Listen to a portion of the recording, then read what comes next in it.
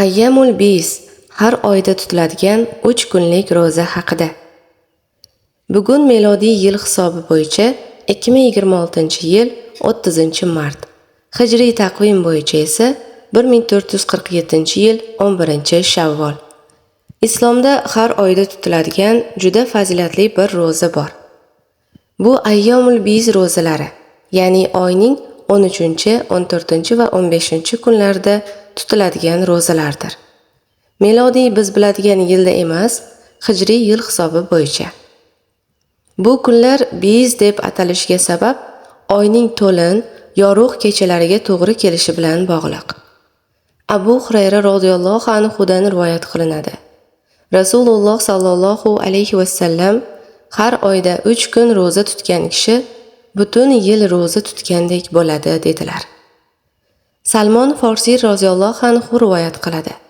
Rasululloh sallallohu alayhi vasallam har oyning Ayyamul Biz oq kunlari rozasini tutar edilar dedi. Ayyamul Biz esa oyning 13, 14 va 15 kunlaridir. Shu oyda bu kunlar qachonga to'g'ri keladi? Agar bugun 11 kun bo'lsa, unda Shavvolning 13 kuni 2026-yil 1-aprelga, 14-kuni esa 2-aprelga, 15-kuni esa 3-aprelga to'g'ri keladi. Demak, ushbu kunlarda roza tutish juda katta savobli va oson sunnat amal hisoblanadi.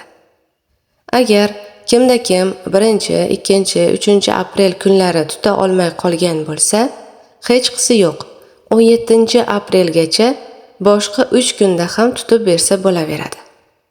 Ya'ni Shavvol oyining oxirigacha. Niyatni shunchaki qalbdan o'tkazsangiz ham yetarli bo'laveradi. Misol uchun, niyat qildim 3 kunlik Ayyamul Biz rozalarini tutishlikka. Til bilan aytish shart emas.